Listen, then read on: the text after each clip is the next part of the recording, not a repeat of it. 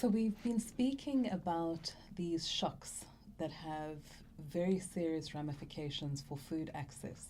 And what we've observed sort of over the past few decades is that instead of these shocks occurring, with big interregnums in between them, they are really tending to coalesce. And so we're sitting at a point where we're seeing increased environmental stresses, we're seeing climate change impacts, we're seeing those coalesce with the public health issues and, of course, with the economic issues. Tamsin, can you tell us, what does that mean for resilience work now? What is it that cities should be looking for, and what should they be considering in terms of mitigating such shocks? It's a very difficult question because each shock is quite different. Although what's so interesting from a food perspective, and maybe that's because looking at it from a food perspective, is that there's always a food outcome. There are always more people who are more vulnerable. There are always more families that are going to be suffering more. Whether it's load shedding, whether it's COVID, whether it's the Ukraine-Russia war, food becomes more expensive and less accessible.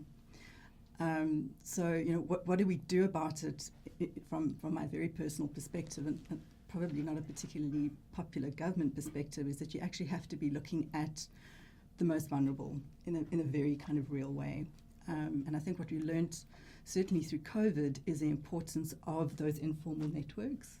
In South Africa, the community action networks were phenomenal. And I don't think that certainly it took the city of Cape Town quite a while to work out what was actually happening out there, which from my perspective was a little bit frustrating because there's really good stuff happening out there. How do we support it? And I think that, from a local government perspective is where some of the difficulty lies, in that, you have these different tiers of government, and then you have civil society, et cetera, and local government doesn't have a food mandate. So then what our role at the beginning of COVID was not looking at supporting vulnerable households with grants or community kitchens or whatever. That came much later, when the disaster kind of really settled in and we realized this is not going away. It's not a weekend thing. So from my perspective, I think local governments have to be looking. You could push aside the whole food mandate story. That's fine, kind of. But you really have to be looking at how you support those informal networks and those community organizations, which local governments are not very good at doing. But every time there's a shock or a stress, it's going to come down to communicating with a lot of people on the ground very fast. And I think that is the way that you start to do it, whether it's environmental. If it's a flood, you're going to need to reach people quickly. So from just a very pragmatic, for me, that's something that needs to happen. But also, how cities then start to communicate with other spheres of government, because as we said, these shocks and stresses, they don't respect the little boundary around the city of Cape Town. It's a climate thing is going to be regional most likely. So it's starting to set up those multi-level governance structures, which I don't know when it's going to happen. I kind of keep hoping that the next shock or stress, we're going to do it next time. But I think getting those right will be really important from that perspective of these things keep happening. The interregnum becomes shorter. We need to be able to mobilize a lot faster through spheres of government. We need to be able to make funding flow a lot faster. So those kinds of boring government, you're not going to design it or color it in, but it's what happens in the moment that I think is super important. Wanga, can I invite you to weigh in just in terms of what would you propose? What would you propose from the perspective of public health shocks?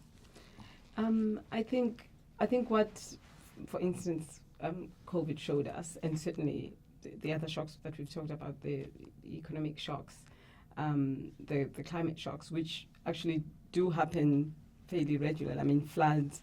One of the communities that I work in, I've done a lot of studies in, Langa, is very vulnerable to fires, just about, a few times a year, each year.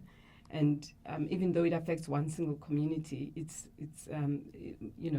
means that for those populations, they are in a constant state of transiency. They're not settled.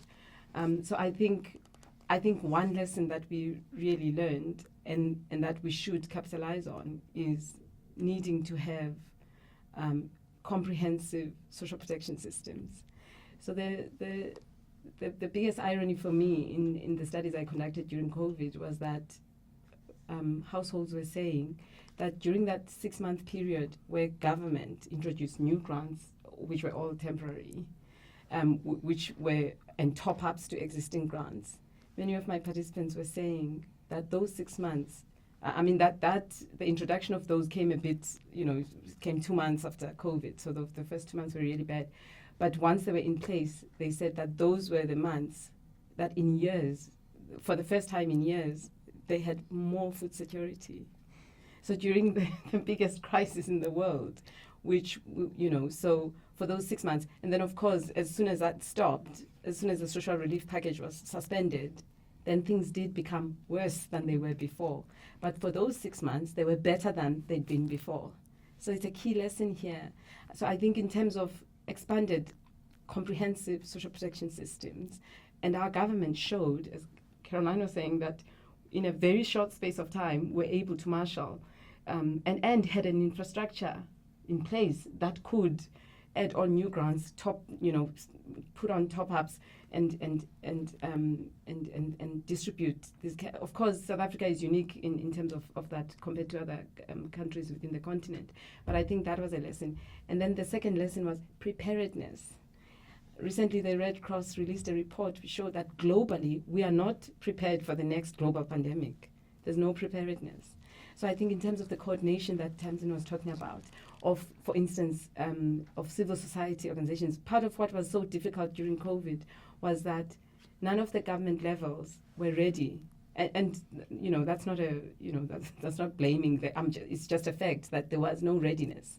And there was it's true, there was no knowledge of who's in the space. So the CANs, the community action networks, were doing a lot of work, but it was fragmented and chaotic because there was no plan for how to do this. People were having to learn as they go along. So I think now we are in a space where we can then put those preparedness plans in place, where we do know we can map out, which I think that's the work that Tamsin's team are doing. It's mapping out who's where, what, so that we are ready. And the coordination between government levels, within government, between government and civil society, between government and informal actors, that needs to happen now so that when the next shock comes, we are ready. So I would say preparedness, social protection systems, those are the two things that I would say would help us to be more ready.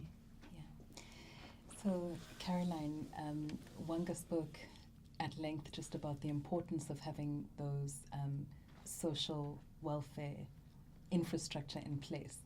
Could you speak to just what some of the economic or thinking should be by states? What kinds of measures should they be taking to make sure? So I've got President Lula now, thank goodness, the Brazilian president's words in my mind. And it's picking up on what you said about that profound moment where there is enough cash in the system for previously food insecure households to actually have a period of security. And it's the role of cash grants.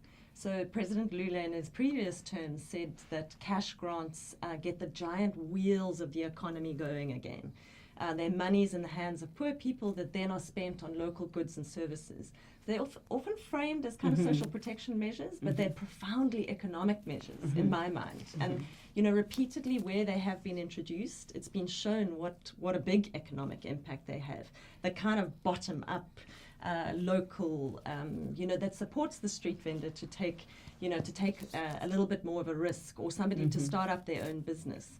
So I think that there's, I think it's a kind of mechanism that governments really do need to look at. And there have been lovely examples where it's worked in countries across the African continent that hadn't really considered it prior to COVID. So my first thing would be to say that would be profoundly important to kind of get things moving. At a local government level, there's two critical elements. The first is do no harm. So it's interesting. I'm seeing in our work that there's a lot of evictions, both of slums, but also of street vendors. I'm just in from Accra, and the street vendors are very insecure. They're being harassed all the time. So there's something about not harming. So where you and combine with the importance of infrastructure. So infrastructure makes a huge difference to our resilience.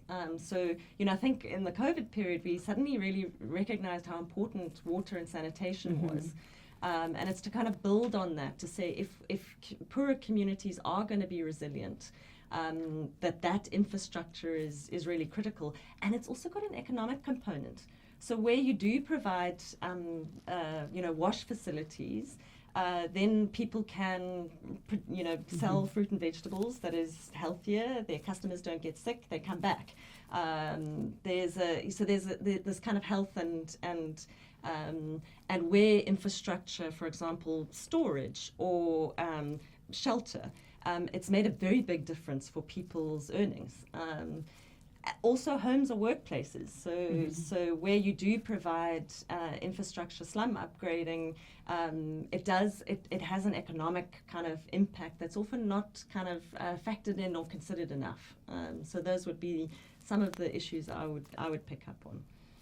So I just want to thank you again. I think my takeaways are definitely just the need to adopt a systems approach. I think, Caroline, you landed us well in talking about the infrastructure considerations, which have a positive bearing on some of the public health considerations. So if you're having water sanitation prioritized as well as storage and trading infrastructure, I think the takeaway from you, Wanga, was really just that we need to leverage the lessons and make sure that we are prepared, given that these shocks are no longer an unusual occurrence, but they are becoming much more recurrent.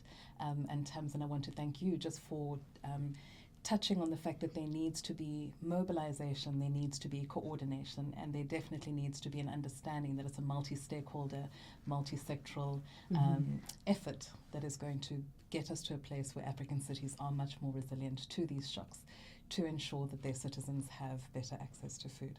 So thank you once again. I think that's where we'll leave it.